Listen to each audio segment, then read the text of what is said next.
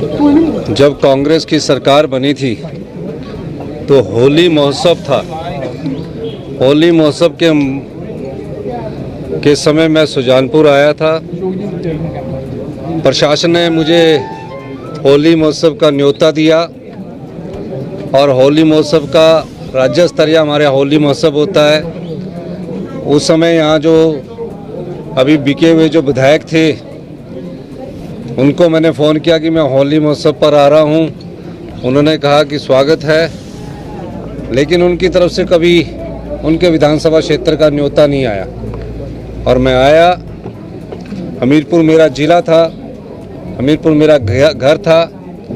जो कुछ मुझसे सुजानपुर की जनता ने उनके माध्यम द्वारा मांगा उसको मैंने पूरा किया। उन्होंने कहा कि सुजानपुर का सिविल हॉस्पिटल 50 बेड का है। मैंने उसकी नोटिफिकेशन करवा के 100 बेड का कर दिया और सुजानपुर के लोग मिले। उसके बाद जब उन्होंने ये बात कही कि लोग मिले कि टोनी देवी में कॉलेज होना चाहिए, मैंने टोनी देवी में कॉलेज को भी स्वीकृति दी और तकरीबन 5 करोड़ रुपए का इनिशियल बजट उसके लिए शुरू किया। अगले 70 से जैसे ही कॉलेज का 70 शुरू होगा, टोनी देवी में कांग्रेस पार्टी की सरकार क्लासेस को शुरू कर देगी। अभी विधायक नहीं है, इस क्षेत्र का विधायक अब मैं ही हूँ और इस क्षेत्र में विधायक के रूप में, मुख्यमंत्री के रूप में इस क्षेत्र का जो विकास है वो मेरी प्राथमिकता है। लेकिन मैं एक बात कहना चाहता हूँ कि जो यहाँ से जो बिके हुए पूर्व विधायक थे वो कई बार मैं उनको मिलना चाहता था, कई बार मुझसे मिलते थे, लेकिन कब ट्रांसफरों के अलावा कुछ लेकर नहीं आते थे।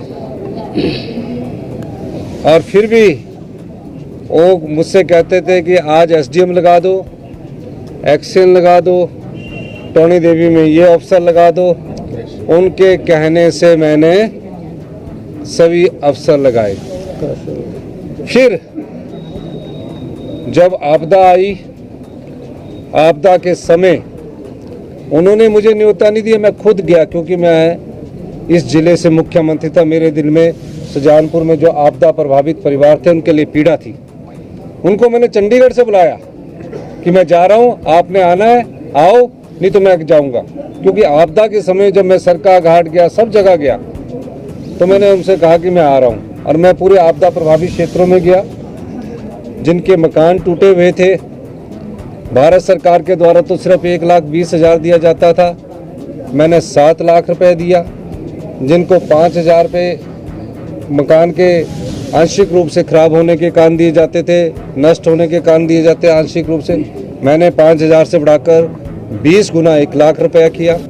और जो कुछ मेरे से हुआ मैंने इसके लिए किया। फिर मैं जब 15 अप्रैल को गया तो मैंने घोषणा की कि धर्मपुर, ये जो संधोल को हमारा रोड जो सुजानपुर से जाता है, इसके लिए मैंने 10 करोड़ रुपए की घोषणा की है। और सुजानपुर से जो धर्मपुर रोड है, कोड ऑफ कंडक्ट लगने से पहले मैंने उसको डबल लेन का बनाने का निर्णय किया है। ये बात मैं इसलिए कह रहा हूँ, जो विधायक अपने क्षेत्र में क्रैशर लगाने के लिए मेरे से बार बार मिला और आपदा के समय मैंने एक फैसला किया कि ब्यास नदी के किनारे जितने भी क्रैशर लगे उनको बंद कर दिया जाएगा। तकरीबन 100 करोड़ का घोटाला है। तो ये जो क्रैशर माफिया है,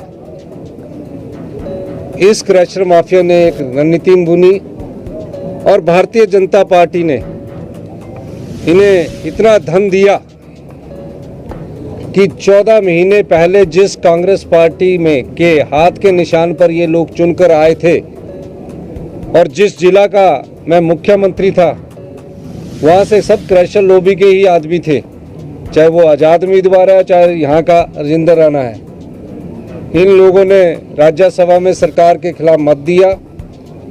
सरकार का खिलाफ मत देना चलो गुस्सा हो सकता है, लेकिन आज सुजानपुर की जनता उस बिके हुए राजेंद्र राणा विधायक से ये पूछना चाहती है, 14 महीने पहले आपको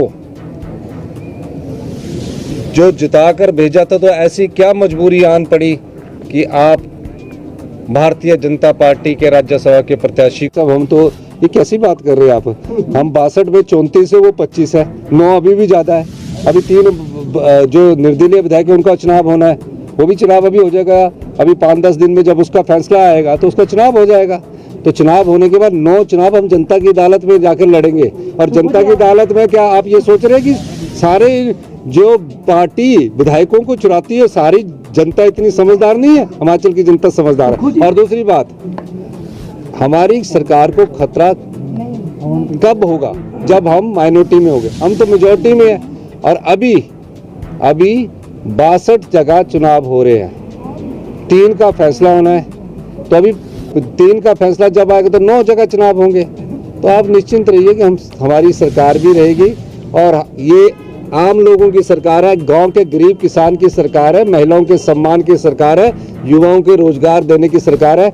जो भगवान को भी चुनौती देते हैं, जयराम ठाकुर जी ने विधानसभा में भगवान को चुनौती दे दी। अब तो हमारी सरकार को भगवान भी नहीं बचा सकता। मैं जयराम ठाकुर जी से पूछना चाहता हूँ कि भोले, ईमानदार और सच्चे लोगों के साथ भगवान होता है। उन्होंने ही हमारी सरकार बचाई और आगे भी 5 साल चलाएगी।